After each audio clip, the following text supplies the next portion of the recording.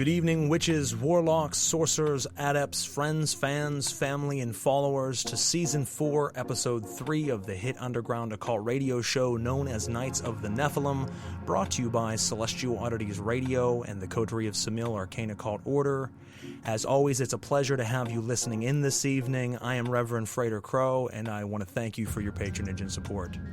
Whether you are listening live, streaming after the fact, or you're downloading it to your device for on the go, either way, I would like to thank you for your patronage and support. Make sure you click the like, share, and follow button on whatever platform you're tuning in from, whether it be iTunes, iHeartRadio, Spotify, Deezer, Spreaker, CastBox, Amazon, Google, YouTube, Instagram, or Facebook. We air across absolutely everywhere and anywhere in between that I might have missed. So listen where you feel comfortable, but by clicking the like, share, follow, and subscribe buttons, it moves us up the podcast community rankings, allows more people to discover the show, keeps you in the loop with new episodes as they air, and gives you unfiltered access to our past archives. Not only of this show here, Knights of the Nephilim, based upon esoteric science, occult doctrine, ritual magic, interviewing and talking with the biggest and best authors, practitioners, ritual toolmakers, theologians, and mystics, or maybe be one of our other two shows, Pair of Normal Guys podcast, which goes by Pong, where we talk with specialists in the field of paranormal and supernatural phenomena. We bring on, great different personalities within that field, deep dive in discussion and topics, as well as our special shows where we bring on listeners just like you to call in, tell us your strange and extraordinary stories of the unexplained. Or it's our last show, Uncovering the Underground. Almost 100 episodes aired of that show. We recently retired that, but it covers music to modeling, stars of the big screen, comedy, oddities, and everything in between. So we're always aiming to give you great quality entertainment and thought-provoking content. So make sure you share it around to everyone out there. And if you'd like to support the show, throughout the evening we'll drop a couple QR codes across the screen where you can take a picture of that and feel free to donate to the show. It's Buy Me a Coffee. That's a new feature of the show. But your fuel of the coffee that you're getting me gets me through the day, and your support gets me to make more and more content. I really appreciate that.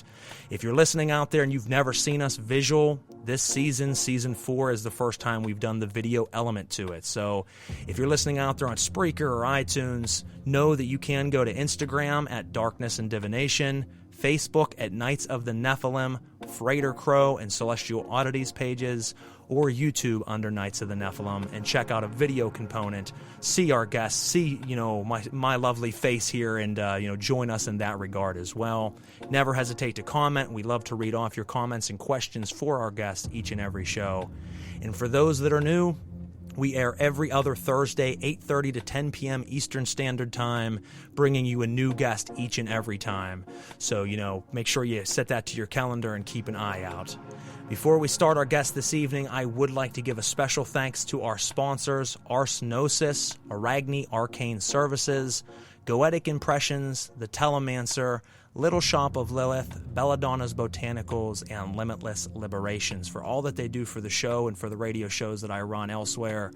And we'll be stopping and taking a little bit of a commercial break throughout the evening, listening to a little bit about each of these shops, where you can check them out at, and any specials that they might be running. And we always ask that you support them. They are some great, great companies. So without further delay, with all the house cleaning items now out of the way, let's go ahead and jump into a little bit about our guest this evening, and here in a moment we'll go ahead and bring him on. Our guest this evening is the one and only Lon Milo DuQuette, who is a singer and songwriter, recording artist, and humorist. He's a world-renowned author of over 19 critically acclaimed books that are translated in over 12 languages on magic and the occult. Critics have called him one of the most respected and entertaining writers and lecturers in the fields of the Western mystery traditions. Since 1975, DuQuette has been a national and international governing officer of the Ordo Templi Orientis, one of the most influential magical societies of the 20th and 21st centuries. He is currently the Order's United States Deputy Grand Master. He is an internationally recognized authority on tarot, ceremonial magic, and esoteric Freemasonry. Although he takes these subjects very seriously, he tries not to take himself too seriously. This rare combination of scholarship and humor has earned him in the last 30 years a unique and respected position in American spiritual and esoteric literature, and it certainly has done that. So ladies and gentlemen, grab your, athames, put on your ceremonial attire, light your candles and focus your desires. Step into the circle and intone the sacred names. Give offering and praise as we stare into the flames and conjure the one and only Lon Milo DuQuette.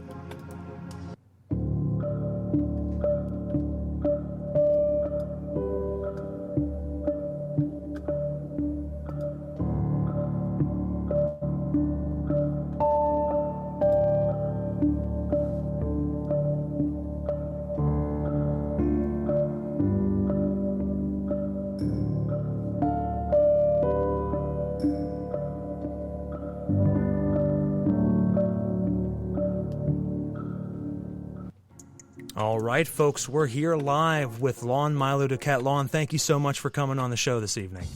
Thank you for having me on, and thank you for that very kind introduction. You made me feel like, well, maybe I should just die now and quit while I'm ahead.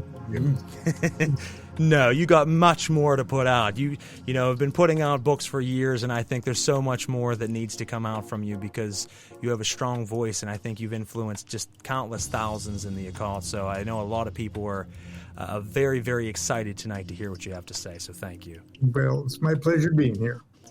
So, you've had an interesting journey along the way, and I normally start very traditional on my shows on how someone kind of got into their journey. Now, obviously, I know that there's many different pieces that you could pick from that journey, but when you think back on getting into occultism and getting into esoteric sciences, was the moment when you were a child, I know that there was a vision, which will lead us later into the book that you just recently released, but I know that there was a vision as a child of Jesus, and I know that there was a pretty interesting occurrence that happened there that kind of changed the direction of your life, if I'm not mistaken. Can you tell the listeners out there kind of what your childhood was like and how that kind of sparked a whole different path than what I think everybody would have thought you would have journeyed into? Well, briefly, it was a nice, white middle class family. I don't have too much to complain about parenting, the usual whippings. I've been there, but not abusive or anything. But they did discover that I had bone disease in my hip.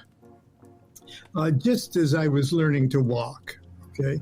And when, I'm sure you know this, that when you start to walk and become mobile, you lose a lot of the sort of infantile pre-linguistic thoughts, okay? Before you have language and before you have mobility, you're sort of half still in that in-between incarnation consciousness, prenatal consciousness kind of thing. So you're not thinking in words, and you're not thinking. You're still, as the Kabbalists say, you're still plugged totally into your neshama, and so just as I was starting to walk and get out in the outer world, they discovered I had this bone disease, and of course they thought it was, polio. But thank God it wasn't. But it did require me to go back into the crib to be immobilized for a couple of years. And I was allowed, and I loved it. Okay, I was allowed to just drift in and out of consciousness 24 hours a day. It's like 20 minutes awake and 20 minutes in a dream state and 20 minutes awake and 24 hours a day. I didn't sleep through the night, or I wasn't awake all day kind of thing. And so I was thinking these thoughts that we all probably think, or the variety of thoughts that we all have when we're very, very young, but we lose them once we start to become mobile and language centered and tie our thoughts to words. Okay. And so I had visions, if you will, that didn't even seem like visions, just sort of like memory snatches. And this is before television. Okay, so I had no outer influence of television or movies or anything like this. This is 1950. And but it was I was dreaming I was other people, and with events that didn't freak me out or anything. It seemed like I had a very recurring episode where it appeared that I was in the trenches in some kind of combat of some kind, explosions, things like that, the sound of dirt clods on my helmet, and other visions where I was getting into the most beautiful little roadster about 1929, 1930, cruising down the what later I would discover would be the Coast Highway. And it was just, I had, I guess, visions of previous incarnations that seemed quite natural. But part of the thing, my mother was more or less happy to leave me pretty undisturbed throughout the day. So it was a pretty blissful kind of a happening, yeah. I can't complain. But anyway, she when she did interact with me, and my father worked usually all night in the oil fields, she would teach me to pray to Jesus every night. And my mother was sort of what we'd call evangelical today. She said she was a Methodist, but she didn't know what that meant. And she'd teach me to at bedtime to go, now I lay me down to sleep. I pray the Lord my soul to keep. If I should die before I wake, I pray the Lord my soul to take. That just freaked the daylights out of me. If I die, what is this about? What's this? Take my soul before I learn to use the toilet, And it was a bit traumatic, and she'd give me little copies of the Methodist Church published a little publication called The Upper Room. And it was just a miniature booklet that came out every month, but it had classic, like Renaissance paintings of religious themes and things on the cover. And she thought that would be healthy for me. And I sort of enjoyed it, and it sort of gave me this spooky, mystical, Renaissance-y kind of Christian mysticism air. But then she my mother, in an attempt to, I guess, indoctrinate me into what she thought was her brand of Christianity, she said if I misbehaved or sinned, that Jesus would send me to hell, and that hell was a place where you have a nightmare that you can never wake up from. And that was absolutely terrifying. And that, I got so mad at whoever this Jesus character would, that he'd do that to a little kid that was just pretty much enjoying himself, laying in bed, looking at the ceiling.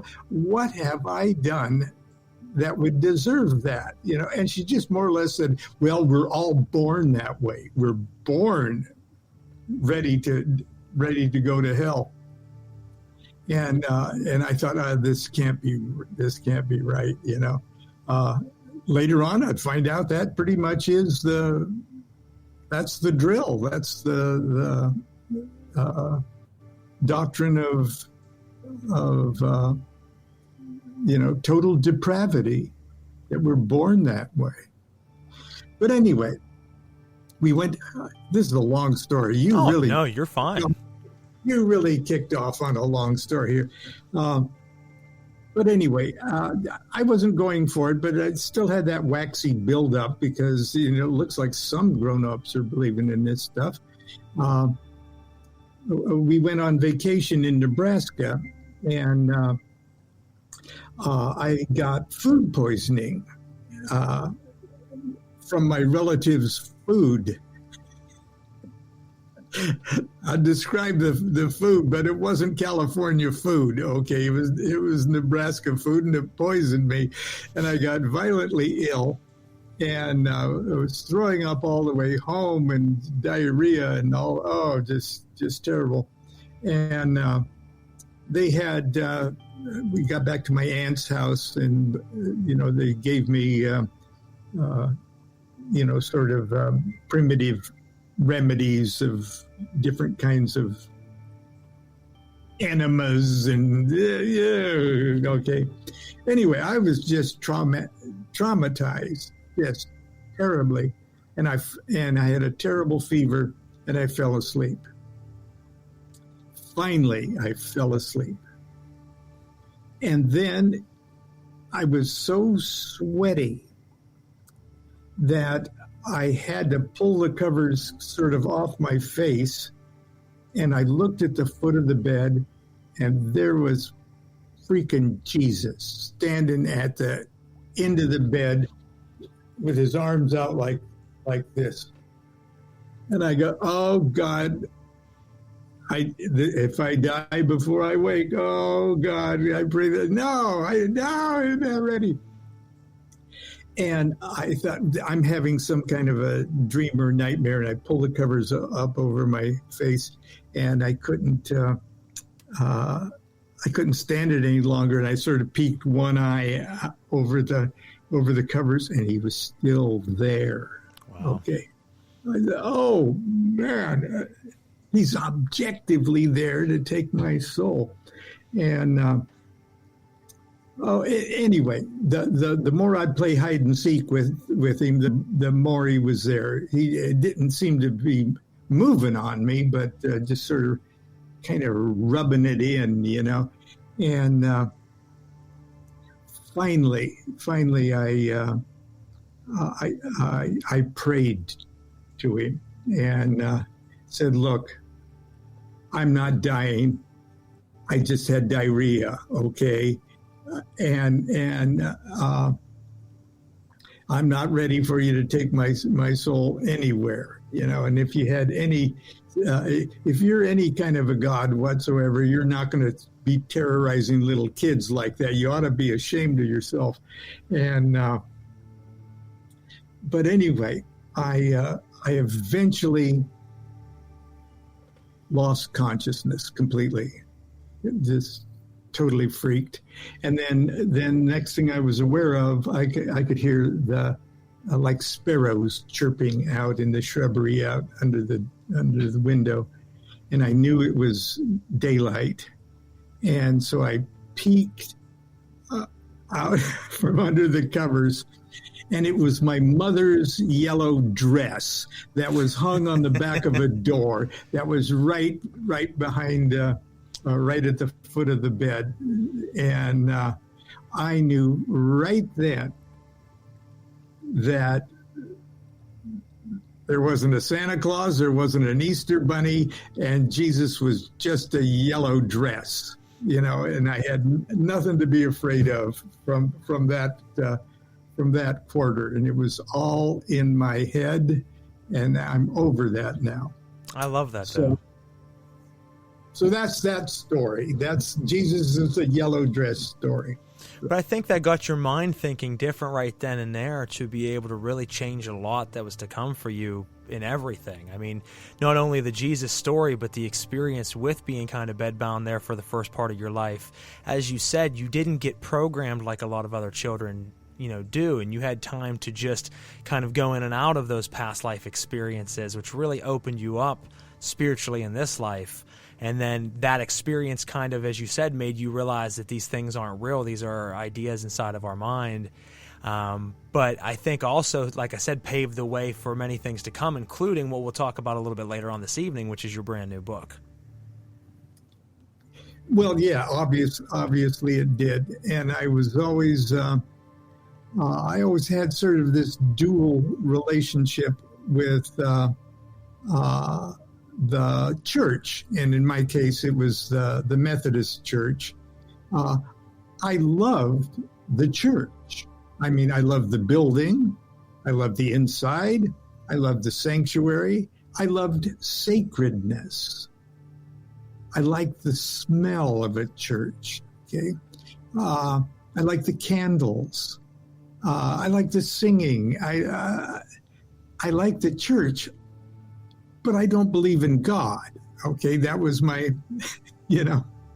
I wouldn't mind spending my life in church, but I don't believe in God. That would be the one thing.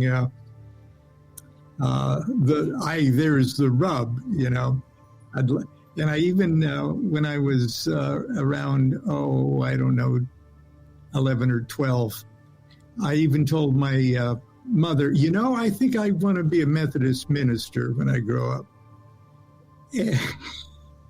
And she almost melted, with, that would make me so proud, Lonnie. But the reason I wanted to be a Methodist minister is because you work one day a week. You live rent-free in this beautiful Victorian parsonage right next to this 100-year-old church. You got a beautiful, hot wife, okay? And you just, maybe you work on Saturday as you type out your thing, and you lead people singing, and you make them feel good, So that's what I want, But I won't be able to really talk about Jesus because he's just, he's a yellow dress. But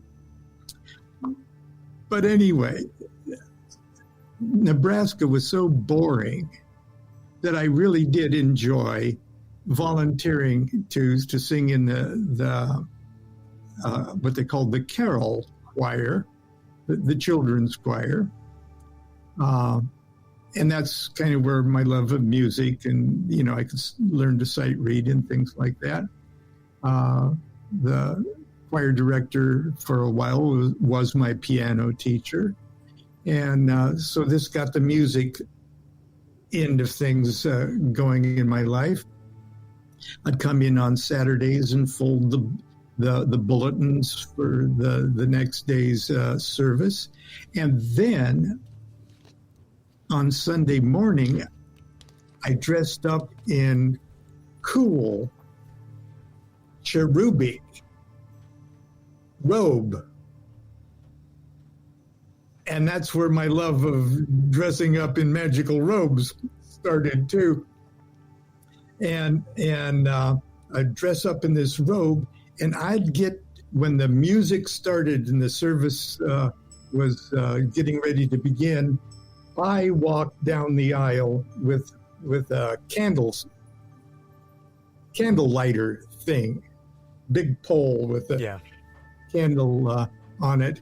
And I ceremonially walked up to the altar and dutifully lit the candles on the altar. And for some reason, there were a different number throughout the year for some reason. And then at the end of the ceremony,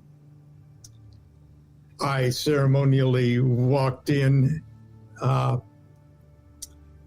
after everybody had left, and I unlit the candles. So I opened and closed the service every week, and in between, I stripped out of that robe and I ran down the street across Frankfurt Square, and went to the drugstore and bought myself a tuna salad sandwich and a cherry phosphate, and I slurped that up. and ate that sandwich and looked at comic books. And then I ran back to the church, put on my robe so I could snuff the candles out at the end. I love it. Life was sweet. No, absolutely. It sounds like it. Yeah. But, okay, let's get me out of Nebraska here. All right, we're traveling out of Nebraska, but no, it's interesting because once again, just like that last part that we talked about, is that really, made up the makeup of what was to come, because as you said, love or hate the church or love or hate Abrahamic faith, the church and ceremonial in Mass is very much a large ritual. And as you watch it and you can admire it for what it is, as you said, the songs and the vibrato of the hymns and the candles and the robes and the colors and the incense and the scent, it's very much a large-scale ritual. So, a lot of us started out that way and then kind of reached into other things. But I agree with you. I started out as someone who went to Catholic school, and I had to witness a lot of Mass and be at the church all the time. Now, I grew very heavily from that, but that definitely made up the makeup for me of loving ceremonial and ritual. So it's amazing how that works out for a lot of us. So for you, obviously, that was a big part. But when did it first start leading you into the mystery traditions? I know that early on you kind of were hungry and had a passion for finding out esoteric science and looking into companies like Amorc, which for those out there is the ancient mystical order of the Rosicrucians. And I actually had looked at some of their lessons in the past. I think I felt like you. I mean, it was a good start. But for me, and I think for you also, as you said in one of your books at one point in time, it didn't feed enough at a time. So it was very slow, giving you something and then a month later a little bit more. But it still was something that's great and still around today that is kind of a primer for a lot of people to jump much deeper into it. So if you don't mind, tell us kind of how that was when you first started that side of it and learning some of the mysteries, how it kind of opened that thirst for more and more. Well, literally the minute I graduated from Nebraska high school, I shot back to California, the place of my birth. It's a long story why I spent 10 years in Nebraska, but to go to college. And I enrolled at Orange Coast College in Costa Mesa, California. It was known as the number one party college in the country at the time. Look it up. This is 1966. Great time to be in school, and especially at a party school, huh? The party school. And when I was still in Nebraska, a couple of years earlier, I had read these articles in like Look magazine or Life magazine, lame magazines, but about Timothy Leary, Dr. Timothy Leary, and this drug or this substance called LSD. And that some people called it the God drug. And the article was a pretty good article for 1964 or 65 when I read it.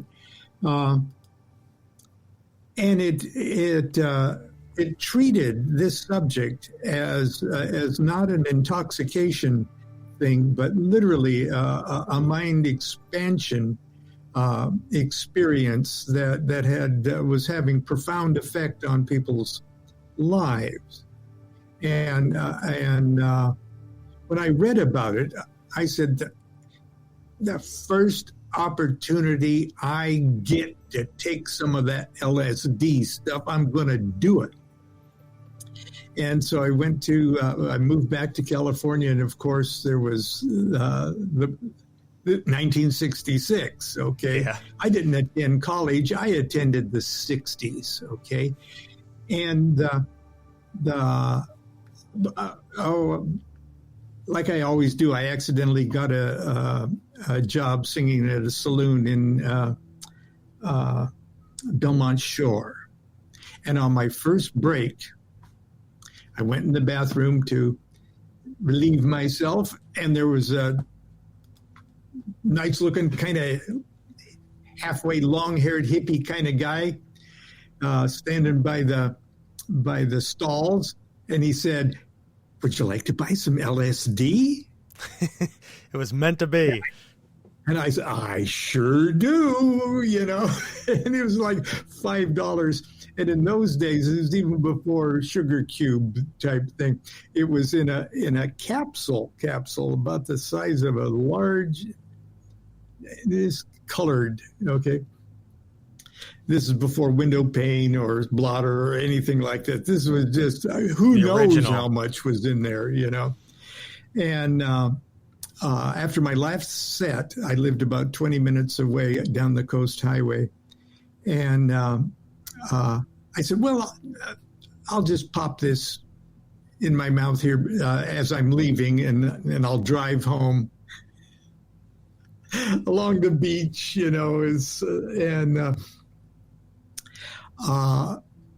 that night was the most incredible experience. And I won't bore you with I saw God on acid kind of thing, because it wasn't like I saw God on acid, but I saw myself big time. And I just realized that I am much bigger than I thought I was.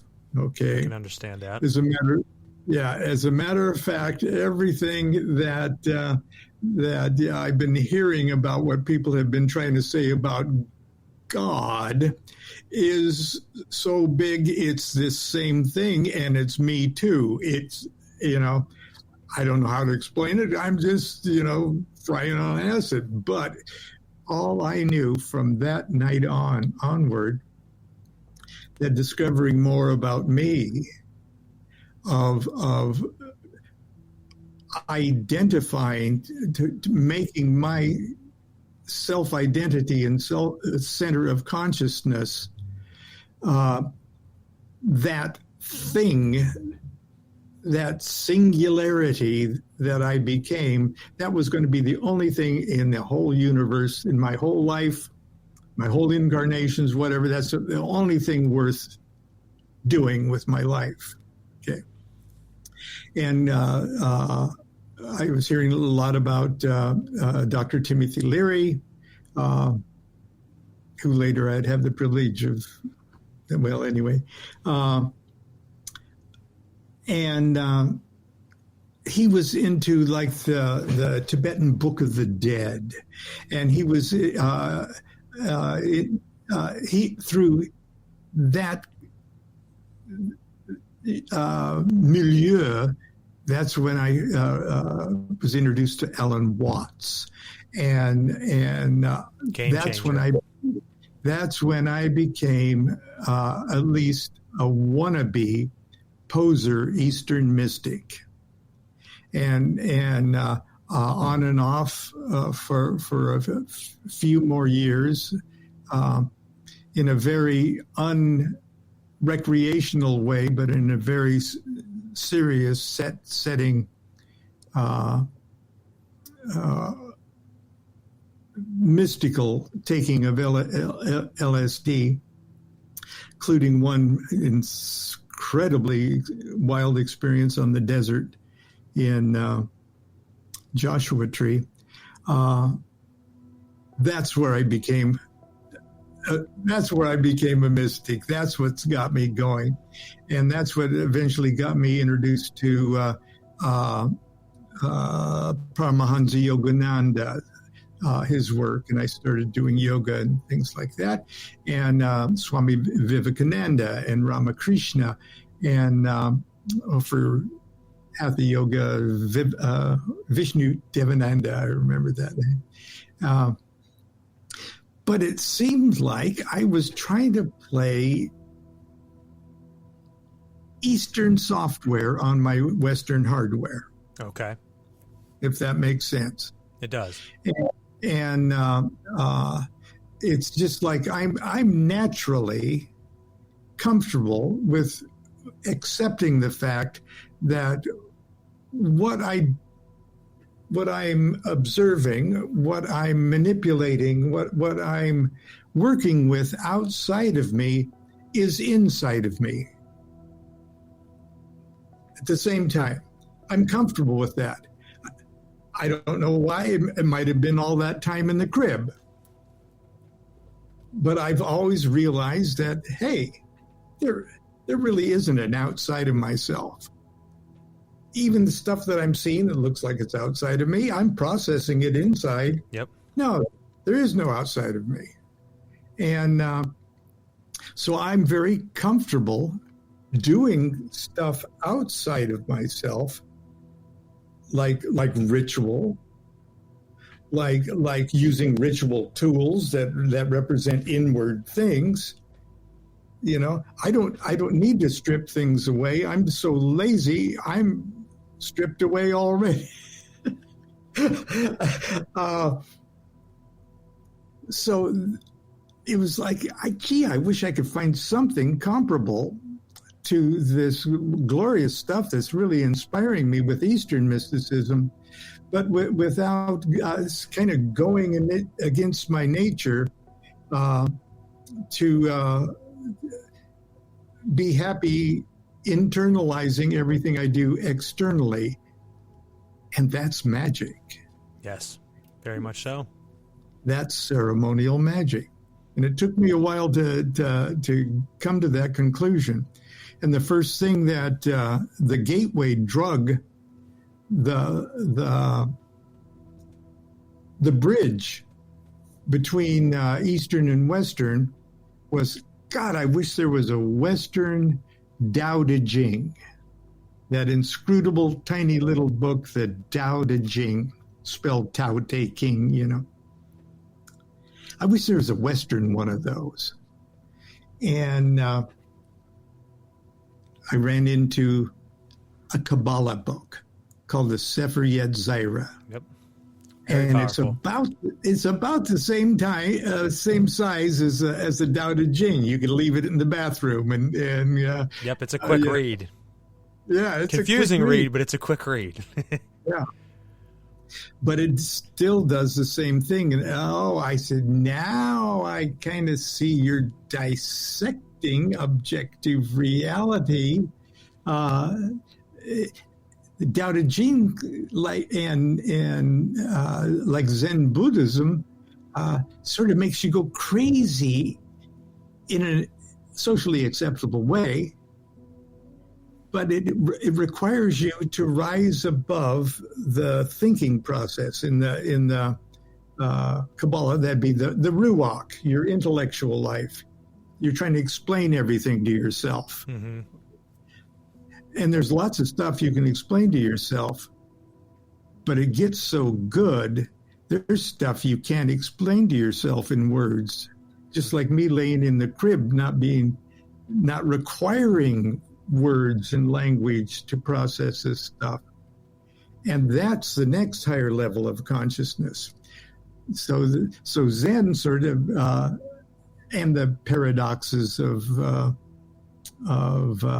Zen koans and things like that are sort of meant for you to go, okay, I can't figure that out with my meat brain, but I think I get it with something else, okay?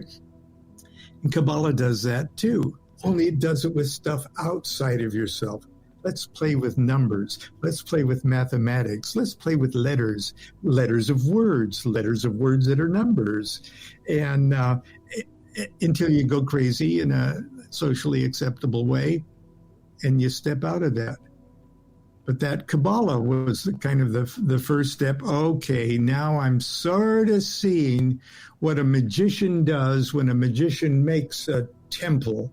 Oh, I get it. I get what the circle is. Yes. Okay. And my circle, I've got the divine names around my circle. And I bathe myself. I just clean myself all up. And I put on clean robes, and I take my clean body and my clean robes into my clean temple, and I stand in the center of that circle of the universe, and I got a wand, which is my will, and Okay. You see where I'm going with it. Absolutely. No, it's very, very powerful. And it's funny that you said that, because along my path, one of the very pivotal things for me as I started studying Hinduism and really loved the culture and still keep some of those pieces in my practice today. But same as you, a part of me didn't feel right with it. I'm like, I love the story. I love the mysticism. I love the idea and even the work. And I still, would have never been able to do the things I can today without that, because the meditation and the mantras and mudras I picked up from that side and still use them. But it just didn't fully resonate with me until I found the Kabbalah. And when I started studying the tree and started, as you said, it's bringing in numbers and planets and colors and the God names and the angel choirs and everything together into one, and it just boom. And then you're sitting there and you're like, I can't handle this. How do I take all this in? And you have to sit and absorb it, and then it raises you to the next level, and then you absorb, and then your conscious just keeps rising and rising and rising. And for anybody who doesn't, just moving one from another to another. Exactly. Yeah. Move your way up to the crown, and you do just that. I mean, you raise your consciousness and understanding of the universe. And to someone who doesn't practice that or study it, it's hard to ever explain what that really does. There are different systems out there than the Kabbalah, obviously, but it is, to me, the most powerful system to really understand everything. It's a metaphysical system of metaphysical systems. I mean, it's an umbrella for dozens and dozens of other systems within themselves: astrology, numerology, gematria. I mean, it's really profound, and that did the same thing for me. I discovered the Sefer Yetzirah, and then what really did it for me was the Sefer HaBahir. When I read the Bahir, I just did something to my soul that I'll, to this day, never be able to explain to someone. And the people that are have laid it down so cleanly were the illuminated individuals. Okay, yes. And it's not because they're abnormally illuminated. That's the natural state for all of us. Okay. We all should be that awake, okay? And I know that the term, especially in Florida, is a terrible word. No, our natural state of being is that awareness, okay? And anything less than that, okay, this is who we are up here on the top. Okay? Yes, That's who we are. That's who you are. That's who I am. As a matter of fact, I am you and you are he and we are we. Okay. Yep. Okay. We're all going to wake up one of these days and realize that we've been each other all along. Okay. This is who we are. And this is kind of asleep and dreaming we're this. And this is a little deeper asleep, and we're dreaming that we're that. And this is even deeper sleep, okay? We're asleep. We're dreamers that are dreaming a dream inside a dream inside a dream inside a dream inside a dream inside a dream inside a dream. And all we have to do is not do anything but wake up. One dream at a time if we have to, or just lots of, like the beautiful movie Inception. Great movie. Yes, did you great see movie. the movie Inception? I just, this is such Kabbalistic fun here. But in a sense, that's what we are. When strangers looked at Buddha and they saw that his face was all lit up, and he just looked so cool that that you could just tell there's something wonderful about this guy, in the same way that any decent yogi walks into a room and the room lights up, and the smile and you just know that this person is enlightened. And the strangers saw Buddha and said, "Are you a god?" And like in Ghostbusters, "Are you a god?" Are you a god? But in this case, it was, "Are you a god?" And Buddha said, "No." He says, "Are you an angel?" He says, "No." And says, I think they even asked if he was, a holy man or a monk or a Buddhist, or they didn't ask if he was a Buddha. But he said, "No." He says, well, what do we call you? And he says, "I'm just a guy who woke up." Yep. You can just say, "I'm awake." And that's pretty much what the Eastern mystic and the Western magician is into. Even if you're as wild and crazy and have as bad a reputation as the naughty Aleister Crowley, he was shooting for Buddhahood too. Yeah. Okay? And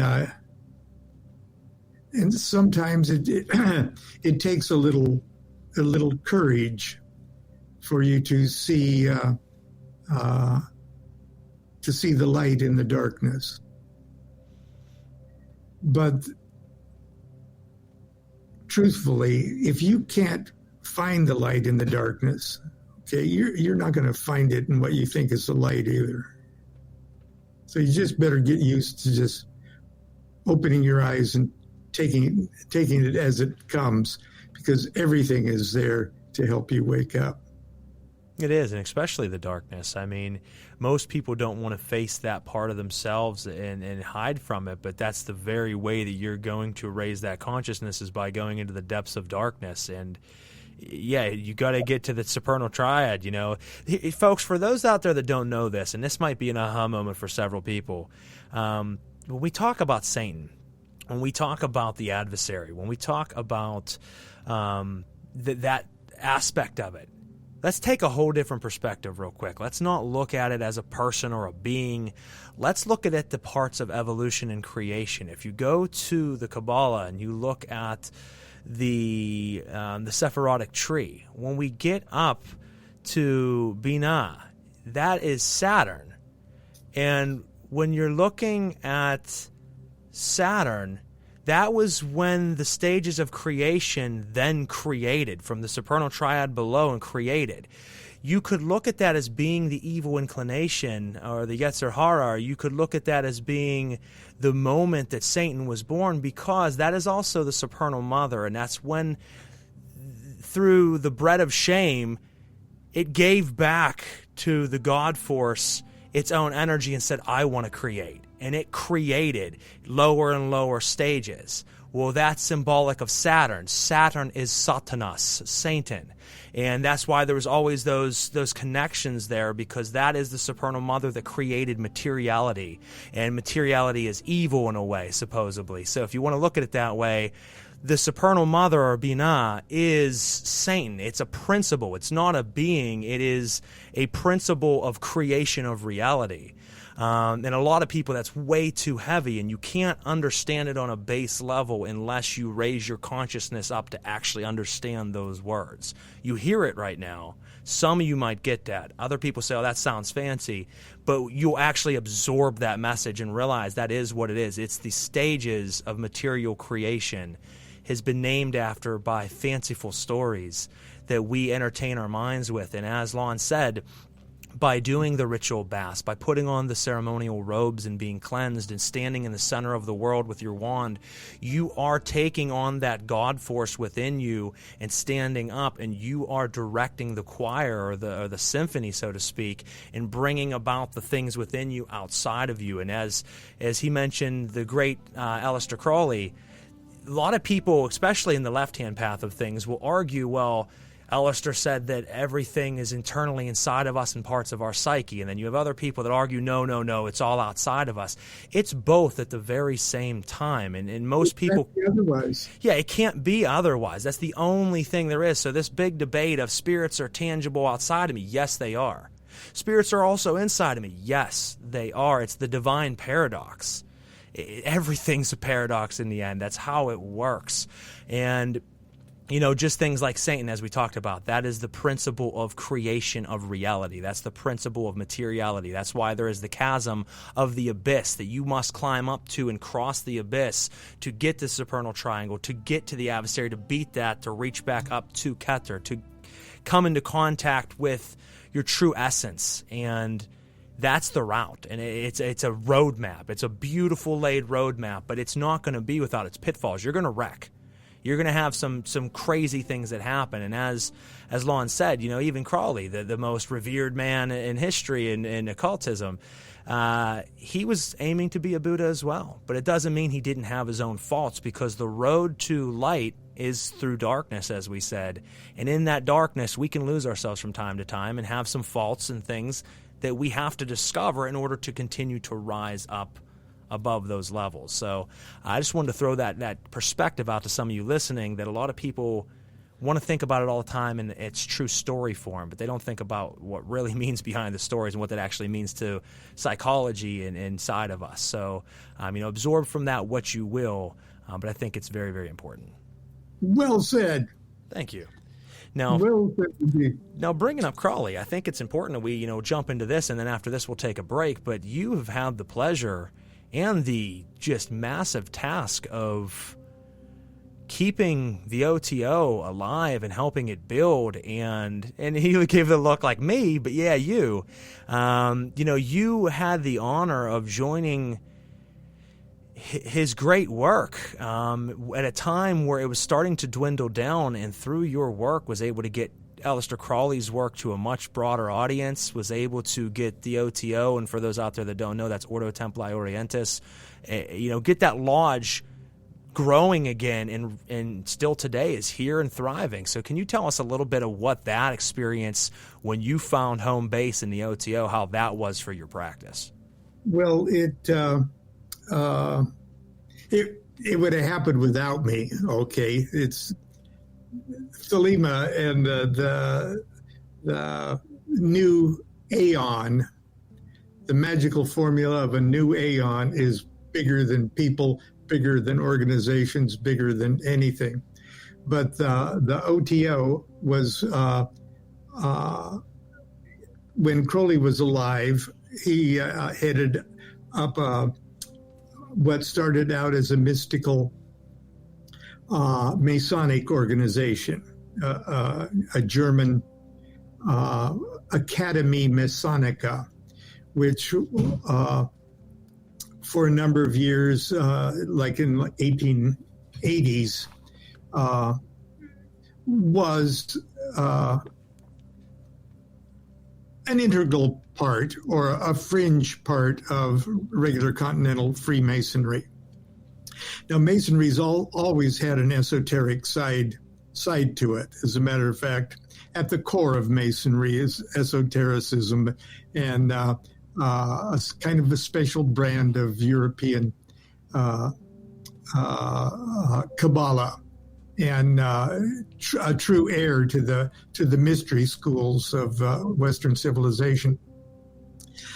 But Masonry is so big and such a big tent that you can be a perfectly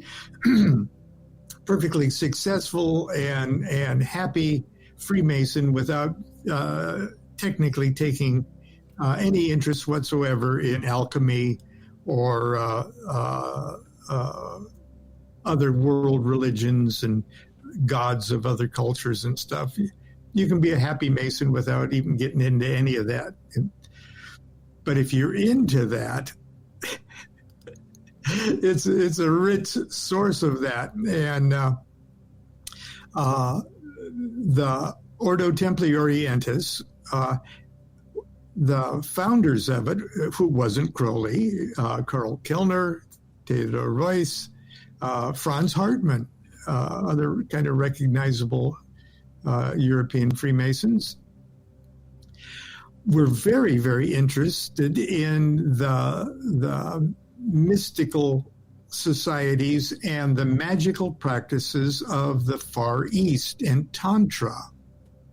Okay, and that even included what the Hindus were doing and what the Tibetans and Nepalese tantrics were doing, and unashamedly exploring the uses of the sexual energies, just like there are any other kind of energies, okay? And so there was sort of this little Masonic club that said, okay, we're all Freemasons. We can keep secrets. I don't think most of our brothers are going to understand any of this stuff that we're talking about if we discuss sexual techniques in the same way that our brother Hindus do, okay? Like they won't get it that it's wholesome, normal, human stuff. So they created sort of the OTO, and Crowley became initiated into Ordo Templi Orientis. It never was more than like a dozen people, okay? It wasn't a huge organization, ever. It's bigger now than it's ever been. But the idea that they could explore these things, translate certain Eastern documents, figuring out how this and this is Shiva and Shakti. Yep. Okay, and how this is the Anahata chakra, the heart chakra, okay, and this is the root chakra, and this is the navel chakra, and this is the, okay. Crowley took over the OTO, and for a while they tried to get recognition from regular standard white bread European continental Freemasonry. But the OTO says, look, if we're going to do our stuff here, we got to open it up to everybody, no matter what their class is, no matter what their sex is, men and women, they deserve Masonry, at this level. And Continental Masonry at their convention said, sorry, no OTO in Masonry, and you're going to have to stop saying that you make Masons and things like that.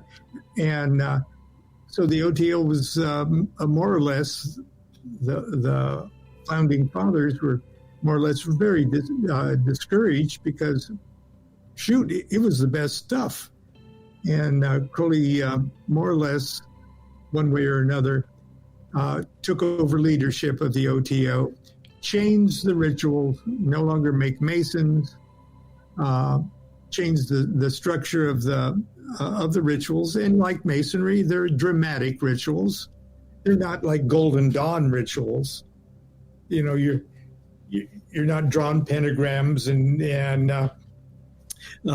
strutting around and stuff like a Golden Dawn thing, but it's ceremonial magic in its own way, in the same way as the dramatic rituals of a Masonic initiation ceremony are. Okay, and Crowley sort of, and it was successful enough, and Crowley wrote a religious ceremony that was harmonious with the Masonic ceremonies of the OTO. And it's a beautiful ceremony that, in a sense, communicates in the most overt manner the central secret that the founding fathers of the OTO were so excited about. And it's a ceremony that if you have eyes to see and ears to hear, you can see this this wonderful technique of magic and theory of magic at work in the Roman Catholic Mass, in anything. You can. It's such a universal magical truth that you can see it yelling at you from the label of a ketchup bottle. But so Crowley invented this Gnostic Mass, which is for the public, where your grandmother can come. Everybody can attend. Yeah. Yeah. And you don't even have to get into it. You don't have to trouble the left hemisphere of your brain. You could just sit there and enjoy this beautiful, beautiful Eucharistic ceremony with a host and wine and a priest and a priestess, and it's just inspiring. It's gorgeous, and in a sense, you get the essence of this great secret, and it's not just a secret for mammals and humanity. This is the same secret that's lighting the stars. Okay, it's big stuff. In the same way as the essence of Tantra, and the essence of Buddhism, and the essence of Hinduism is big stuff. Okay. But it's ripe for misunderstanding. Yeah.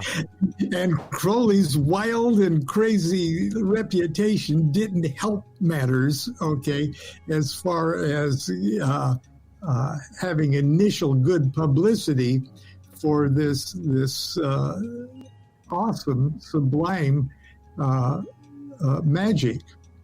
But anyway, when Crowley died, in 1947, but OTO groups that did exist, and the only really going concern was it started in Vancouver with Wilfred Smith, and then moved down to the Hollywood, California area. That was the only active Crowley-type lodge of OTO happening in the world, in a public way anyway. And when Crowley died, the leadership of the order passed to the Grand Treasurer General, who was Karl Germer. And Karl Germer observed the situation with like post-war consciousness of people, and he thought to himself, I think we ought to put the initiations and stuff on hold. I think we should put these Gnostic Mass things on hold, because we're going to get in trouble with this was the McCarthy era in the United States, okay? And they're just not going to understand. So let's pour our resources into keeping Crowley's precious published works published and distributed. And then maybe 20 years down the line, if there are any of us left, we can start initiating again, And that's just what happened. Karl Germer died, and the leadership of the order passed to the Grady McMurtry, who had letters of authorization from Crowley that was given to him even before Karl took over, giving him the letters of authority to resurrect the order. And Grady reluctantly did this. He was in his 60s. He was happy teaching college in Washington, D.C. But he activated those letters of authorization, moved out to California, and teamed up with Phil Seckler. And they said, let's get the orders going again.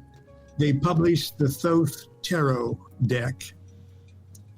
And on the promotional card of the Thoth Tarot deck, around 1972, 73, it had the OTO's post office box.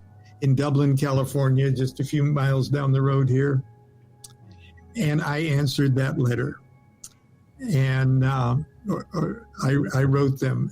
And I eventually traveled up to Dublin and was initiated into the OTO just in their garage. And at the dinner afterwards, a wonderful, memorable dinner afterwards, I asked, well, where is everybody? This is it. And they pretty much said, this is it. We've got one other ninth degree, Helen Parsons Smith. And I go, Helen Parsons, Jack Parsons' wife, Wilfred Smith's wife, wow. And I think Grady had probably initiated or gave somebody a Minerval before even, and who completely fell out of the picture. So we're pretty much stuck with me and Phyllis and Grady, and Helen Parsons Smith, and then I did what I could to start initiating people myself as soon as I started getting the degrees to do that. Grady and Phyllis split, moved to Berkeley, formed a wonderful, wild sort of Grand Lodge around Grady in the Berkeley area. And I was chartered a couple months later for the first local lodge of the new OTO down in Southern California, and started doing classes in my home every week in order to learn magic myself. So no, that's amazing. I mean, that's truly, for the listeners out there, I mean, what a wonderful story to hear how that came together, and how so many historic figures from the past that you were connected with in one way or another that helped build so much. I mean, the influence, as we talked about a couple minutes ago, the influence of Aleister Crowley can't even be spoken of, because even people who don't follow his work don't realize how much his work has changed the currents of Western mystery tradition, how it's changed everything from the OTO to, even Masonry in a way, and changed things, obviously, as the Golden Dawn. And you mentioned, I mean, his teaching and having, Israel Regardie under him, and then Israel Regardie's work with the Golden Dawn. And just, it's so interesting, as you said, that there's that, and I've talked about it several times in the past, the perennial philosophy runs through everything. Aldous Huxley wrote that amazing book talking about how all of it's connected. Everything is connected, the different masses, the different practices. When you look at the bedrock of it, it's all the same. It's just beautiful symphonies of the same spirituality. And I'm glad you got to find it and be a part of that, because like I said, when you're living it, I'm sure you can't see it from the eyes of the rest of us.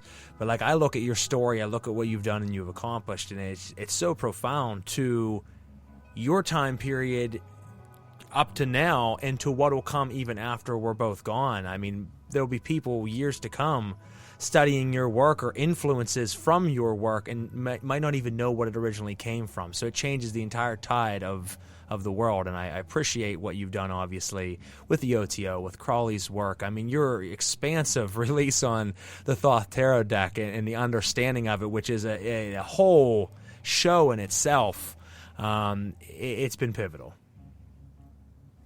Well, like I said, I certainly didn't do it alone. As a matter of fact, I probably didn't do nearly as much as everybody else, because there was a wonderful group that soon was established in New York City, Chicago, and other places around the country, and people literally dedicating their lives to making this OTO, I believe, is probably arguably currently the world's largest overtly magical society in the world. And it's in, how many Grand Lodges are there? There's lodges it's an international organization now in England and Croatia and Italy and Australia And Canada, well, I don't know if Canada has a Grand Lodge yet, but it's gotten really big because the time has come. It's just Crowley is understood by enough people to not be freaked out, and those people are doing such remarkable work. But it's like the work itself has taken over, and as much as the each individual that would take on permanent or temporary leadership thing is just working in harmony with the great movement. Okay, and who knows what the future is going to be, because Thelema, the whole idea of the Magick of Thelema, is intensely individualistic. People ask me, "Hey, is the OTO a cult?" And I said, "Well, if you think about a cult being a cult of one, okay, you're your own cult. You know, they take 'do what thou wilt shall be the whole of the law' quite seriously. So it's not quite. It doesn't fit into a big charismatic leadership role for anybody. Everybody is respected, kind of in the same way as when you see. Did you see the movie Dances with Wolves? Yes. Well, they're all sitting around the communal teepee, and they're discussing what to do with Kevin Costner, and what to do about the army, and what to do about things. And one of the braves says something, really militant and violent, and we've got to resist and things like that. And the old chief, nods his head and he says, No one can tell another person what to do, but here are my thoughts, And it was such a civilized way of saying, I respect even your wild and craziness, but and that's how a thelemic group, when it's well oiled, operates. You can have all sorts of an infinite spectrum of individual thoughts and ideas and such, but we're all agreed to that one principle that if you really know what your will is, if you really know what your will is, you have no other right but to do it. Well, and it works because, we are all shining stars, so everybody is their own individual star. Everybody's doing their own will, and if you do operate under that umbrella of certain principles, the machine will run even though everyone's a leader. You don't have to have one leader. You all are leaders working together, and that's a beautiful thing. That is a beautiful thing. And it that, of course, obviously does not mean do what you want, do what your whim, often mistaken is that, though. So many people don't understand that because they don't look further into it. Oh, he was just saying to just do anything you want to do and run wild. And I'm like, that. No, that's you. No. No. As a matter of fact, it's the opposite. The ultimate in self-discipline. Yes. Yeah. That's what a lot of people don't understand. It is the extreme discipline. To do your will is not running rampant. It's to conquer all of those lower vibrational things that hold you down so that you can rise above all of that. So as Lon just said, it's the ultimate discipline of self, of mind, of body, of spirit, to be able to live your true will. So, for those that want to use that, you can always take something and flip it on its head and try to make it mean something else. But that doesn't mean that's what it meant, and certainly didn't in this case. So no, that's awesome. Before we go any further, we do have a comment that I want to read here in a minute, but we're going to go to a commercial break. When we come back, we'll read this comment. We'll talk a little bit about goetic magic, and then the rest will be certainly about your new book, The Accidental Christ, which, folks, if you haven't read it yet, I love it. It is phenomenal. You have to pick it up, and we're going to talk about it here in just a couple minutes. But we're going to go ahead and go to a break here. Let's do a screen share, and let's go ahead and do a break here. We'll be right back on Knights of the Nephilim. Knights of the Nephilim podcast would like to thank our sponsor, Arachne Arcane Services. Arachne Arcane Services is a husband. Knights of the Nephilim podcast would like to thank our sponsor, Arachne Arcane Services. Arachne Arcane Services is a husband and wife duo comprised of Baron and Baronessa Arachne. With over 40 years of practical experience, they are masters of the occult arts through various practices and paradigms, such as necromancy, high magic, black witchcraft, and more. They are published authors under their own publishing house, the Arcane Press. They offer books, courses, spell work, consultations, ritual tools, and more. All of their products are handmade of the highest quality material and empowered through ancient rites.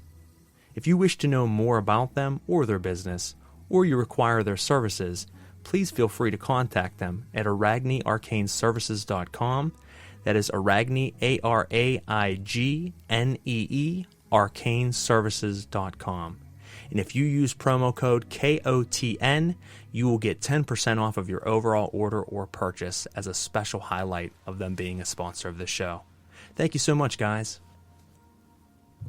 Knights of the Nephilim podcast would like to thank our sponsor, Ars Gnosis. Ars Gnosis was formed by Diogo Cells Pimentel, an artist located in northeast of Brazil in the state of Bahia, which is the birthplace of the greatest artist in the country. Involved with occultism since 2009, starting in shamanic practices until reaching Western occultism through the paths of Luciferianism, Thelema, Goetic ceremonial magic, angelic and Enochian magic. Since 2017, he has added his art of drawing and painting to magical artifacts, putting the energy of his practice and personal research into the artistic and magical works that he creates. With the auspices of the great King Paimon that governs over all arts and sciences, you can find his work by searching Ars Gnosis on Facebook and Instagram. It is theurgical work channeled into magical tools made by an adept for adepts. Over time, his work has become known throughout the globe for the care and energy of the will applied to each and every piece that he creates. And with the motto that was propagated in greater proportion by Aleister Crowley, "Do what thou wilt shall be the whole of the law," he applies the energy of the will of the initiatory path into each and every work. Once again, you can check him out by searching Ars Gnosis on Facebook and Instagram. Thanks, Diogo. Knights of the Nephilim podcast would like to thank our sponsor, Belladonna's Botanicals. Belladonna's Botanicals is owned by Jennifer Vatsa, a left-hand path and poison path witch, certified aromatherapist, herbalist, perfumer, skincare formulator, and incense crafter who designs and has created a massive product line consisting of over 300 products, with new ones being released every month. Belladonna's Botanicals provides high-quality, handcrafted metaphysical and self-care products, including flying ointments and oils, herbal tinctures and elixirs, herbal smoke blends, ritual oils, powders, incense, radionically charged crystals, ritual bath products, fragrances, and bath and body products. Jennifer draws inspiration from the spirits she works with, and they often have requests. Anecdotally adding that as she was creating her product lines for the dark goddesses and demonic gatekeepers, that King Paimon showed up requesting his own product line as well. She often directly channels what they would like to be included in their products, in addition to her own ritual workings along with known correspondences. She also has a popular left-hand path-oriented YouTube channel where she posts content on everything from podcasts with other occultists to her gnosis from working with different spirits and various topics pertaining to her craft and creations. You can check out her product line at www.belladonnasbotanicals.com. Again, that is belladonnasbotanicals.com. Or check out her videos on YouTube by searching her name, Jennifer Vatza. That is V-A-T-Z-A. Thanks, Jen. Knights of the Nephilim podcast would like to thank our sponsor, Goetic Impressions. Goetic Impressions is a company dedicated to the faithful creation of advanced ritual tools by following grimoire guidelines as closely and as feasibly as they can in the modern world. Follow them on Instagram, Facebook, or their website, goeticimpressions.com, to stay informed on new projects and limited-time items that they roll out frequently. For listeners of Knights of the Nephilim podcast, you can use the promo code KOTN10 for 10% off of your overall order. Again, that is KOTN10 for 10% off of your overall order. And make sure you check out their Facebook, Instagram, and website. Once again, the website is www.goeticimpressions.com. Again, that is goeticimpressions.com for absolutely everything for your ritual needs. Fantastic items, quality items, greatly priced, quick shipping. Can't speak highly enough about these guys. Absolutely wonderful team, and I'm glad to have partnered with them. Thanks, guys.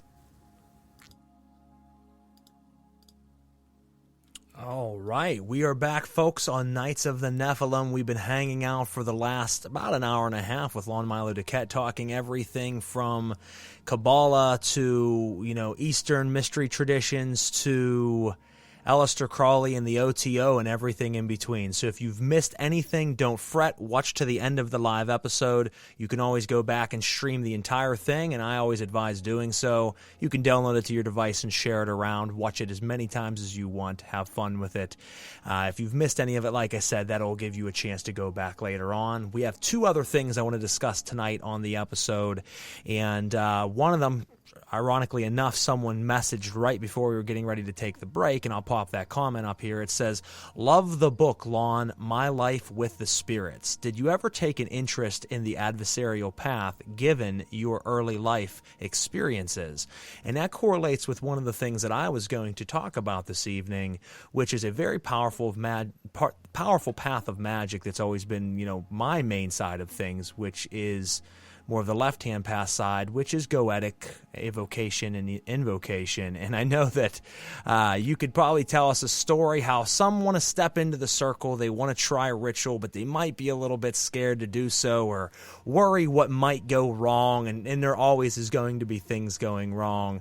So can you tell us a little bit about your original conjuration with Orobos and what kind of happened there and what that has done for you as far as working with the goetic spirits in your life, what your thoughts are on that style of magic? Sure. A lot of people think it's low magic because it deals with, the blind forces, or maybe not so blind forces of what's considered infernal spirits, okay? But wow, man, the infernal spirits are the things that do all the heavy lifting in the whole universe, okay? Yes. All of the heavy lifting is done by infernal spirits. In the fable of King Solomon didn't, go off and hire Halberton to build the temple of the great temple of God. He hired demons to do it. Absolutely. Okay? And that tells us a story. That tells a great truth. It reveals a great truth. There is no low. The infernal is your workshop. Okay? But you got to give the workmen, these rough and tumble workmen, you got to give them something productive to do. Okay, otherwise they just exercise their explosive blind force along the lines of least resistance. And should you identify with them, they'll be happy to just rush like burning Drano through your soul along the paths of least resistance, unless you really have something that you want them to do. because until you direct them to do something for your benefit, for your growth, for your enlightenment, for your happiness, they're going to keep on working against you. Yes. Not because they're mean, it's just because they're just Their freaking bored, okay? And they have no, they have to exercise their force.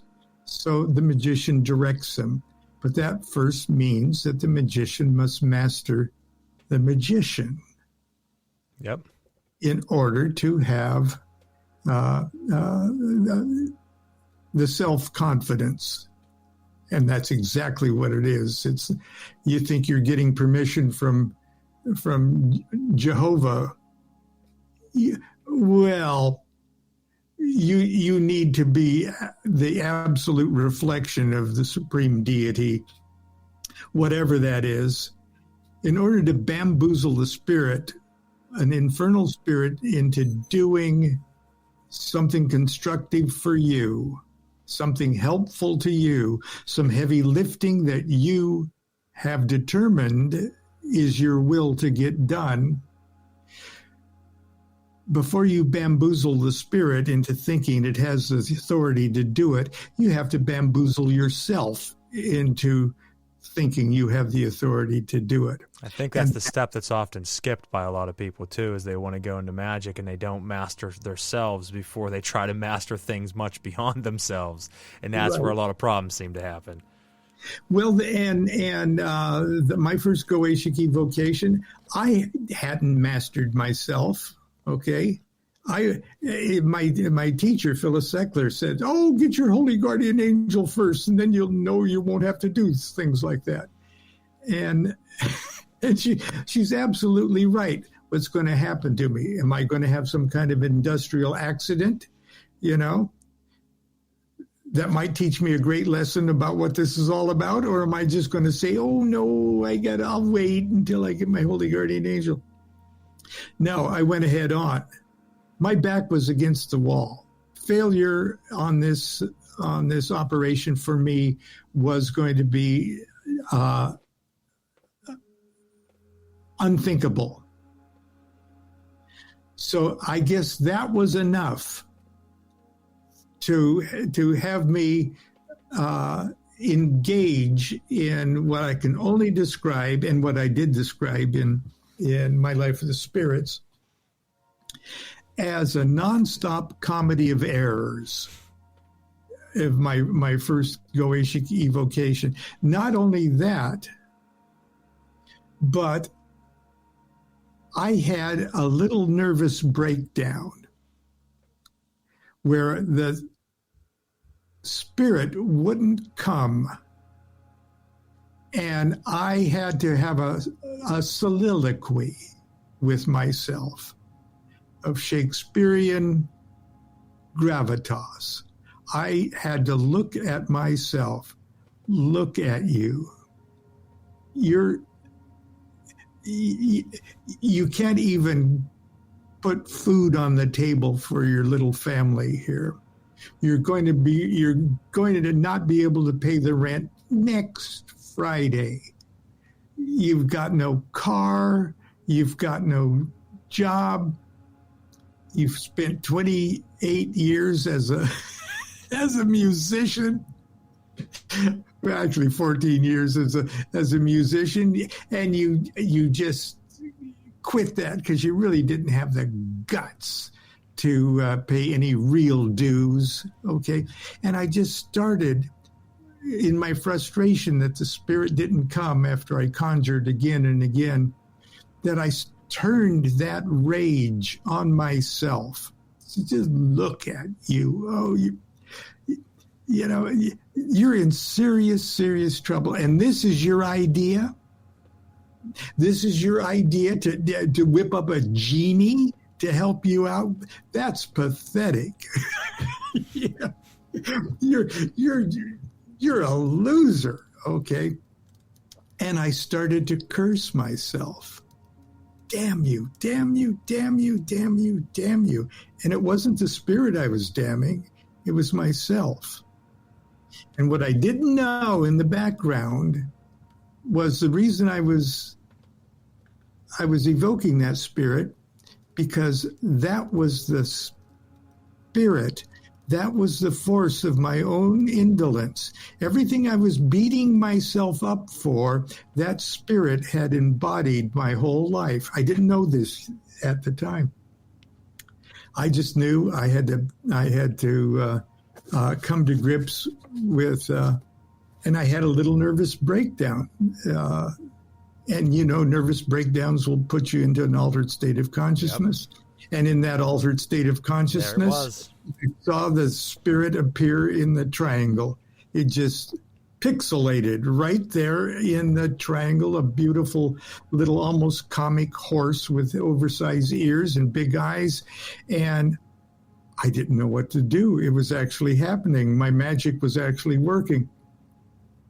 And I had anointed my head with oil of Abramelin because I thought that was the right thing to do. And oil of Abramelin is mostly a concentrated cinnamon extract, which burns your skin. And I had a whole bunch of it on the top of my head under my funny little yarmulke that I had on.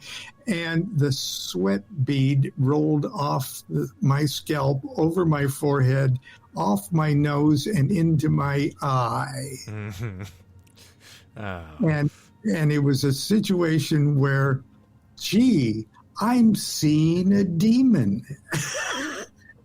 And instantly it's like a hot poker in my eye, which is, it's just right out of a Vincent Price, Peter Lorre movie, And I had an industrial accident. I had a magical industrial accident, and the whole thing was I had to, pinch my eyes closed and just, bark, stay in the triangle, and then get myself somehow to the bathroom, which luckily was the adjacent room, and stepped in the shower with my hat on, and washed it out and everything else. I didn't lose my eyesight, but my eyes were just demonically red by the time it was over. And I walked back into the circle eventually. And then I had a real heart-to-heart talk with this spirit. And I said, why did you burn my eyes? And he said, I didn't burn your eyes. You burned your own eyes. Only an idiot would. And then I realized how you talk to a spirit. You talk to a spirit on the same wavelength you ask the question on. The answer returns as soon as you're finished asking the question. It's an internal dialogue. It's amazing, absolutely amazing, but that's how it works. Yep, they pull it right out of you. It's a very natural. You're finishing. It's there as you finish, and it's interesting, and that's why I said earlier it's very much a part of you, external, but very much internal. But how do you explain that mechanism of the internality? I don't quite know exactly, and I don't think anybody does, and that's what makes it so special. It takes place in an environment where time isn't moving the way it usually moves, too. But anyway, long story short, I said, well, yeah, it was pretty stupid of me and everything else. I said, look, you got to turn my life around. And I just had a heart-to-heart talk. I sat down in the circle. You're not supposed to. I sat down. I said, look, my life is, and I need it turned around. I need it turned around immediately. Look, I don't have the rent paid. My wife's in the kitchen cutting apples in half to feed our son for this day and then that day. I don't have the dignity that I need to be a family man. Okay, I got out of the music business because I wanted to be a family man and not a strung-out musician. And so I had a heart-to-heart talk. I said, the book says you can do this. It says you can give me the dignity I'm looking for. And it says prelacies too, and I didn't know what the hell a prelacy was, but it had other good things the Spirit was supposed to do. It favor of friends and enemies, and knowledge of the creation of the world, which is perfect for Kabbalah. And it's just a happy guy. I don't see the downside of this guy, except he burns your eyes. And I said, so I want you to do that. And the Spirit said, yeah, okay. I said, well, I want you to do it. I want you to do it within 24 hours. I want to see you working within 24 hours. And it goes, okay. And up until then, the Spirit's answer always came on the wavelength of my question. But this time, without me noticing it, it said something back to me without being a response to my question. It said, 24 hours isn't too very long. Why don't we give it a week? I might need a week. And I didn't notice the breach in formula there about who was talking to who. And I said, that's reasonable. Okay, a week. And the second I said that, it said a month. A month. Tried to fool you. Yeah. And I said, well, a month might not be okay. Okay, a month. I'll figure out this other stuff. And then it said, how about 6 months? In 6 months, something will bound to happen that will make you think that your magic has worked. Because if you don't give me that long, and you don't give me long enough for something to happen where you could say that you're a success in magic, not only will you be a failure in life like you are right now, you'll be a failure in magic too. And then I thought, these aren't my thoughts. Yep. These aren't my thoughts. It's coming from you, you little bastard, okay? You've been doing stuff like this I got myself in this position because I would give it a week, give it a month, Give wiggle room. No, you don't, I want you to do it in an hour. You'll do it in an hour, right? And he goes, oh yeah, okay. It's just like, but I had to try. I mean, that's part of their nature, to try to push the bounds of, like you said, because if you're willing to give up that inch, you're willing to give up that mile, and if you do that, then it's a slippery slope. So that's where you said you have to master yourself to have that firmness. And you hear a lot of people say, oh, I never talk down to a spirit, or I'm never demanding of a spirit. Well, then you never actually have magic happen. Being its friend is great out there, folks that say that. But there are times that even in a friendly manner of reverence to a spirit, you still have to take the control of the operation, or it will take control of the operation, and you won't be on the successful end of it. There is a point where you have to step forward and control the circumstances, and that's how the magic happens. A lot of people that say differently, you're not actually practicing. That might be why you're not getting the results you want. So you have to take the reins. Yeah, either you conjure the demon or the demon is conjuring you. Yes. Okay. And the reason that whatever the reason was you chose that specific spirit was you had a sense that it was the very spirit that could solve your problem, because in a sense the spirit was your problem, is your problem. Mm-hmm.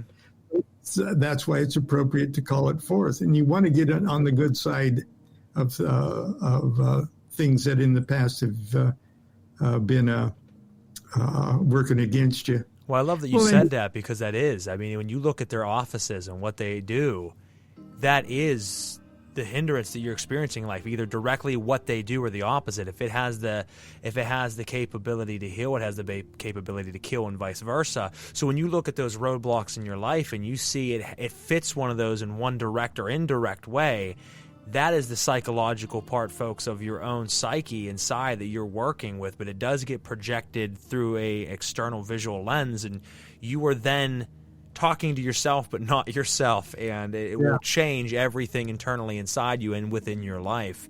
And if that's, once again, I mean, when Lon said you have to master yourself, it's not only to go in and deal with these currents, but also the current itself, you're mastering yourself, because that is a part of you. So it's always about that self-mastery. You let that slip for a single second, and as I said, it'll start to crumble quickly. And I wish more people understood that. There's a lot of books out there that are fantasy these days in the occult scene, and they misdirect people on working with spirits properly. You have to have respect, but you also have to, once again, have that dominance. That's an essential part. I don't care what anybody says. You have to have that as a part of your ritual, or you're destined for failure.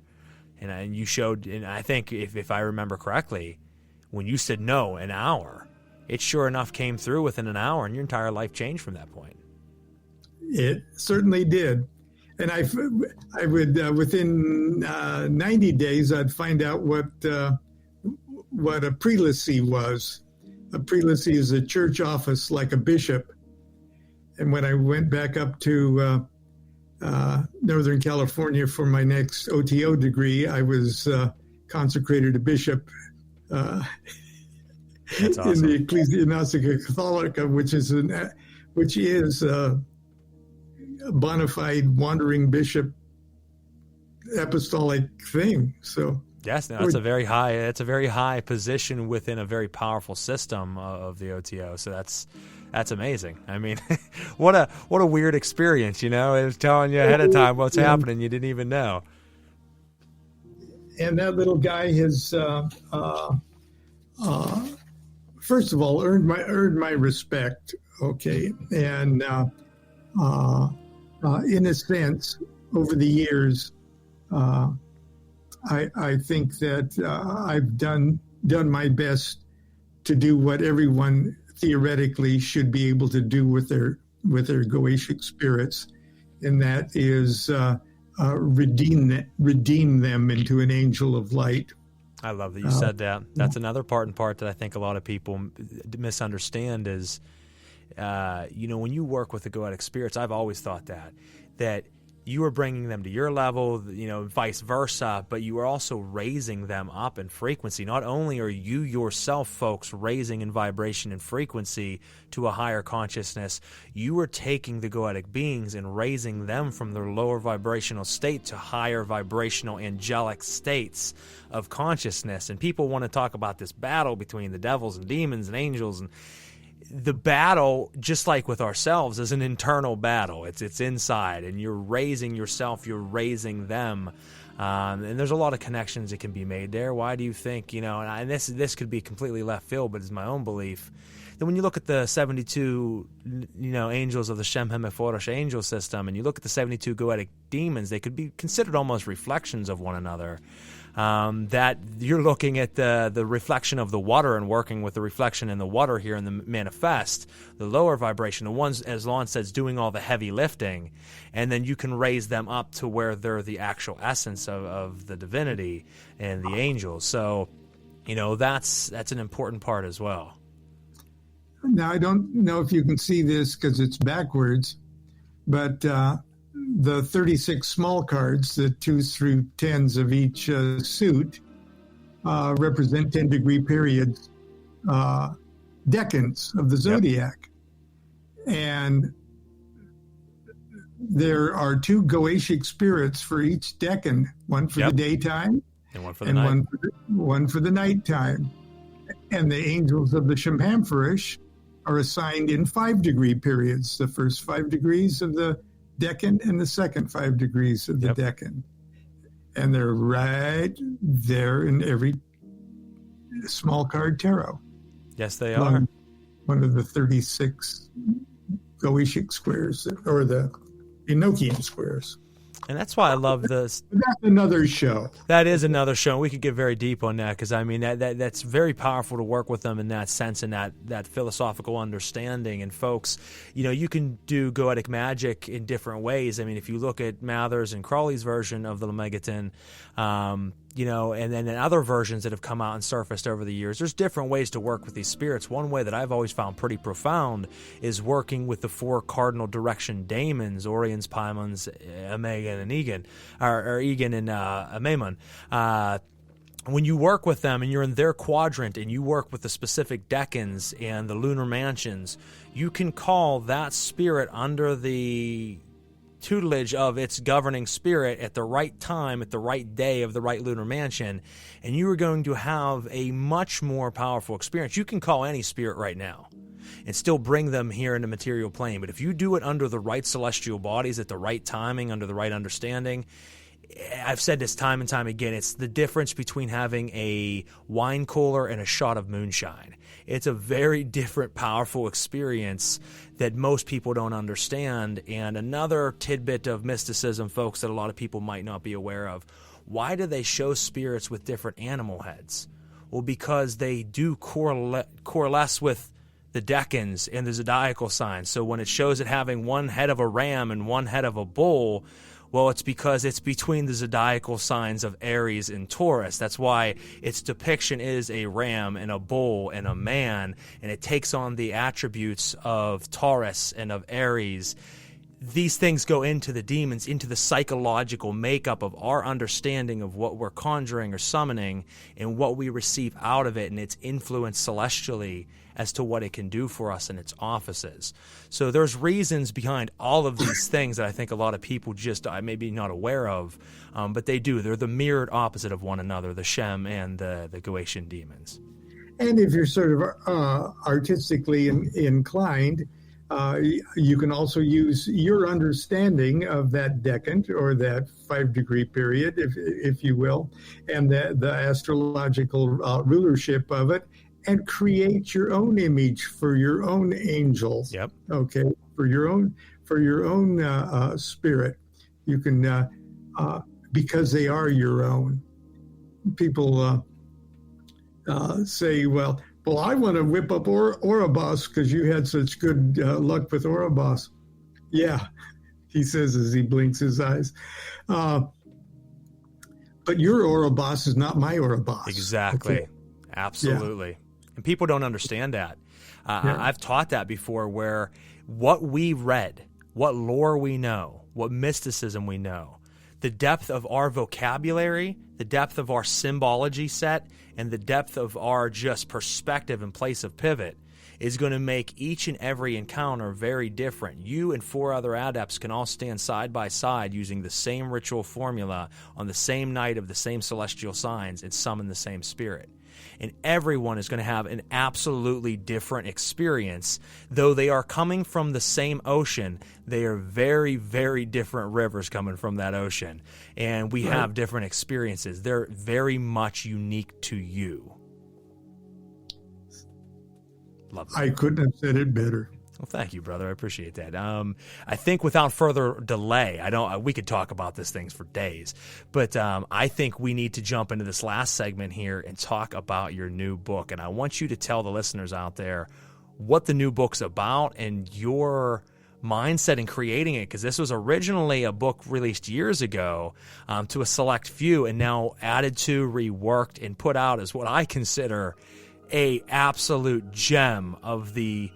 And as I left the comment on Amazon, the greatest story never told, because I love what you've done with it. I mean, I think it just makes perfect sense as someone who grew up in a Catholic home and went to Catholic school and was forced this story down my throat. To hear a side of it that had humor, but also a lot of depth to it was just beautiful, man. I want to thank you for that. Tell everybody out there what you've created.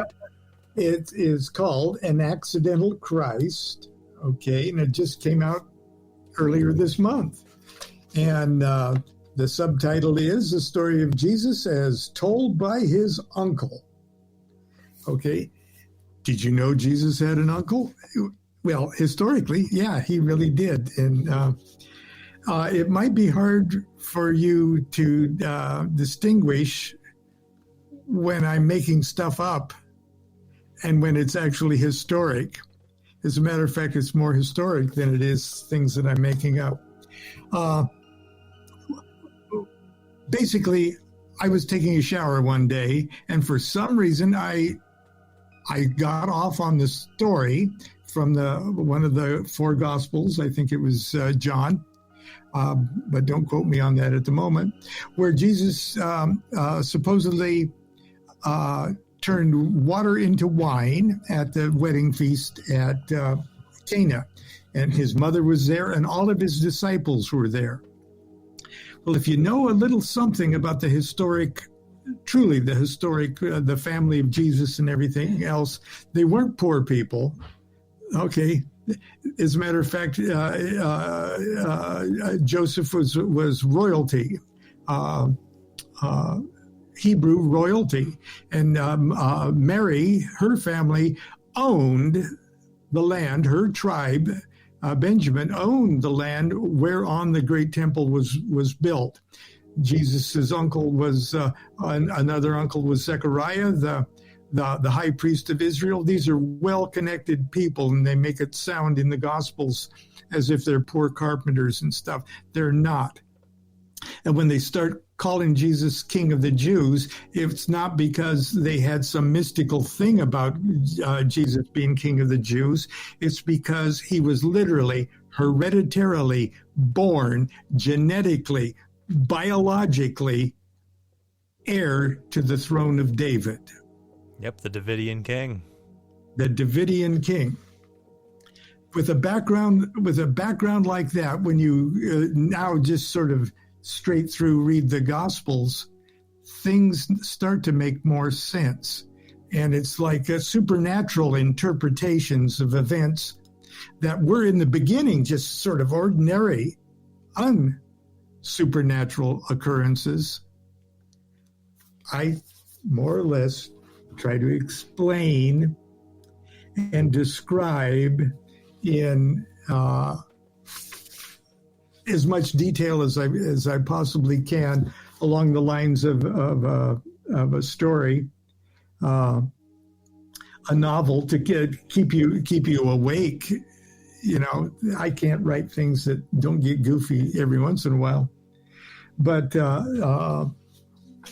let's see here. You got Jesus and Joseph and Mary's noble bloodline and their unusual marriage, the nobility and the wealth of both families of Joseph and Mary, the international interest of his nativity, including gifts from foreign embassies, the family's flight to Egypt and what that was about, and the fact that it was likely that Jesus was educated in an esoteric monastic community that we'd either call the Therapeuti or the Essenes.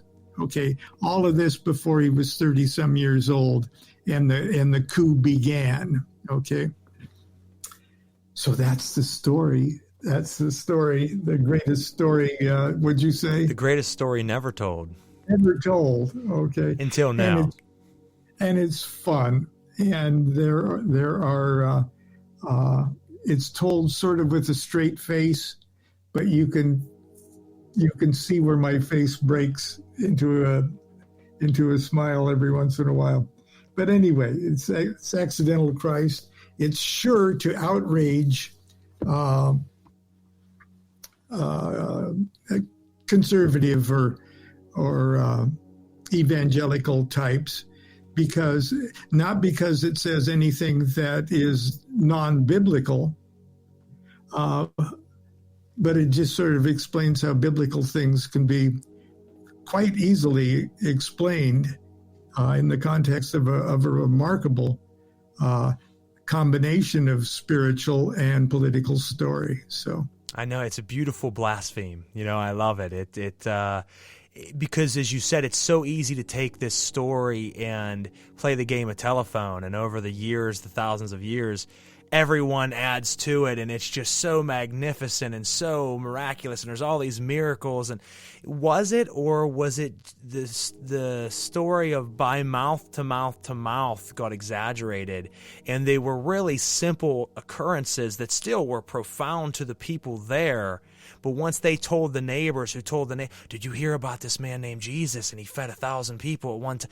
Well, okay, but how did he do it? Did you really watch? So these were different times, folks, and that story carried along, and it's very resonant, and it's true Lon Milo DuQuette fashion, because as you said, it's a serious work. It's thought-provoking. I think it's pivotal for everyone to read it. I've always loved the story of Jesus and always found the Bible fascinating, and I loved the different takeaways from it and the different parables and the underlying things there. And I love how you kind of dig down that deeper level and say, okay, well, you know the story, but do you know the underlying facts that made the story? And what's interesting, and I won't give it away, but when I was younger, I'd always hear that John the Baptist, the mad prophet, and Jesus were a part of a secret society order that would take an initiatory service of dying to themselves for 3 days and being rose from the dead. And that they had a very different perspective, almost like the Knights Templar. There was even cross references of the Baphomet and all these other things that I heard when I was younger, and I always found that very resonant to me, that I'm like, there's this whole story people aren't getting, and then obviously as more research and analysis got released on the scrolls from Qumran, the Dead Sea Scrolls, and the Nag Hammadi texts and everything, and I started to dig in them as I got older. I'm like, oh, there's just this beautiful mind-bending experience out there that so many people don't even know about, or they just turn a blind eye to because it's not canonical Bible. Right. And then when I read in your book the story of Lazarus and the 3 days, it just blew me back. I'm like, oh wow, had a flashback of a kid hearing the story of Jesus, his death really being an initiatory thing. Now it's a little bit different in this, and that's great, but you nailed that with the Lazarus thing. So I love it, Lon. I think you did an absolutely wonderful job on it. Anybody listening out there, please go pick it up. You can find it at pretty much most retailers. You can order it quick on Amazon. It'll be here in 2-3 days. I crunched this book out in about 30 hours. That's around working and a family and everything. I just went in on it because I was on the edge of my seat. So it is a fantastic read, as all Lon's books are, mix of humor and very deep understandings. And I want to thank you, obviously, for what you have put out there, because it has been an influence on my practice for 15 years now, and I appreciate that. Well, thank you for the kind words. Thank you for the kind words indeed. So what else can we look forward to coming out? We'll wrap up with what you think we should be watching out for from you. You're always putting up videos and teaching. I love that about you. Every day or every other day, you're putting up videos for people to jump in and learn things, which I think is important with symbology. I know a couple weeks ago I was on one where something often missed is the Hebrew letters, the 3, the 7, and the 12, and how the 3 are the different directions, the 7 are the lines, and the 7 walls, around us, and then the 12 lines making up the cube of reality. So many people don't see that these days, and I don't understand. They're right there.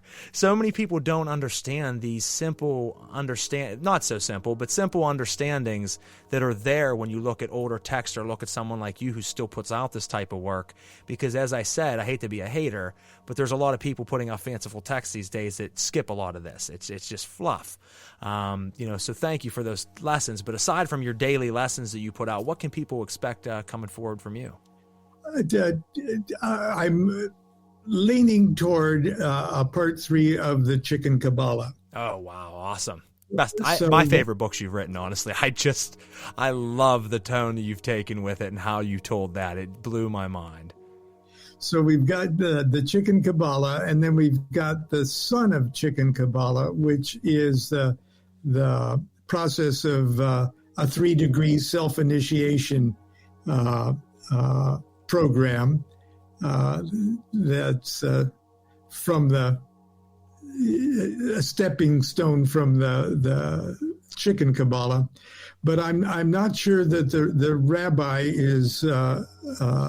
I think the reports of his disappearance might have been exaggerated. So we'll see if he pops up again from behind the chicken coop. I love that. See if there might be a part 3, episode 3 of the tale of Rabbi Lamed Ben Clifford, Chicken Kabbalah 3.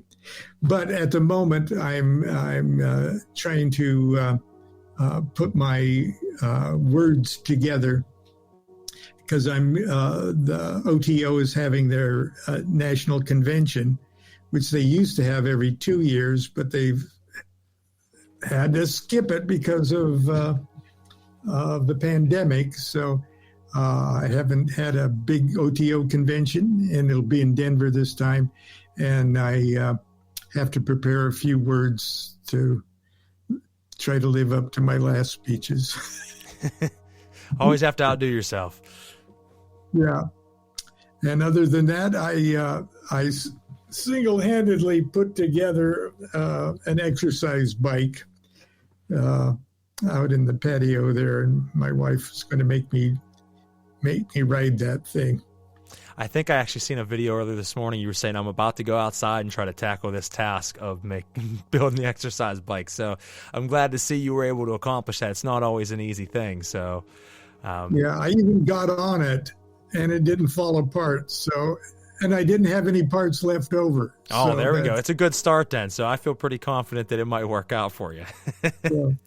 Well, no, I want to thank you, obviously, as I said, for coming on the show this evening, for everything you've done for the esoteric and occult community. Folks, if you're out there and you've never read any of Lon's work, please jump on and buy a couple of his books. You'll love them. There's audio books out there. He always has the greatest people read his books, too. I love the different voices. The Chicken Kabbalah, the person you had read that on your audio book is phenomenal. Just forget about Isn't he it. great? He sounds like the rabbi. I love him. Yeah, that is my favorite, like I said. I mean, he nailed that on the audiobook, but I've both read the books that I have, all the audiobooks you've done. I've been a big follower of your work, and like I said, it was an honor to get to sit with you this evening. Support him out there, folks. Check out his teachings and what he's doing, and pick up An Accidental Christ today and hear about the greatest story never told until now. Other than that, I will say have a wonderful evening, and we'll jump into our last 2 commercials here and finish up for the night. You can catch us in 2 weeks with author John Vermillion talking about his new book of Azazel and about how he is looking at it from an angelic perspective, which will be very different than a lot of people look. I mean, obviously he is an angel, but he's talking not on the darker sides, and we'll be jumping into the gnosis he was able to gain through working with this spirit. So I look forward to that conversation, and I appreciate each and every one of you for your support of the show. And other than that, we will catch you next time here on Knights of the Nephilim. Signing out.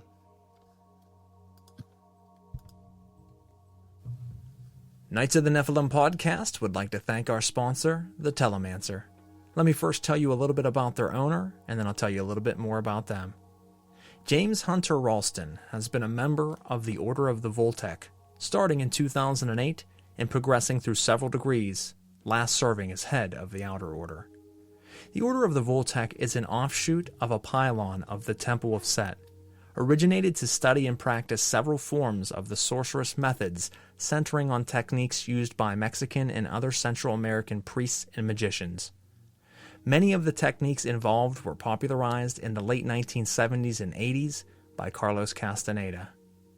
Over the decades since his first experience with magic, his desire has grown into the creation and use of what other shamanic sorcerers term as power objects, talismans, amulets, totems, and other powerful objects. His interests expanded to the degree that he chose to become an apprentice of several Appalachia's premier craftspeople and learn the art of metalcraft to produce power objects for both himself and select patrons. He does work with gold, pewter, silver, and sometimes other metals as well. He has been doing this for over 8 years. He does create talismans, pendants, rings, altarpieces, and more, almost all exclusively by custom commission. And you can check out his stunning work at facebook.com/thetelemancer1. Again, that is facebook.com/thetelemancer1. All as one word. Thank you so much. All right, guys, and for the last one, we don't have a commercial made yet, and I'll be having that by next episode. It is to our creative director and my good friend, Natasha Sarver. Little Shop of Lilith is a metaphysical and occult shop run in Butler, Pennsylvania, and Natasha has been a practicing witch for 2 decades and started Little Shop of Lilith in 2020 with a brick and mortar opening at the end of 2021. What started as intention oils for friends quickly expanded into an online business and now what regulars lovingly refer to as a local cult. With a background in education and mental health, Natasha's main goal was to be able to offer affordable mental health services to her community. She is a certified emotional intelligence life coach and is currently obtaining her master's in metaphysical sciences and spiritual counseling.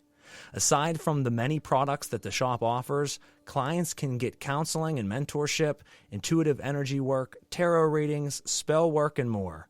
There are many different activities monthly, from group rituals to 101 classes, full courses, and guest speakers. Little Shop of Lilith encourages people to step into their own power, staying unapologetically authentic in a mission of understanding the integration of both light and dark in the soul and taking a no-bullshit approach to both magic and healing.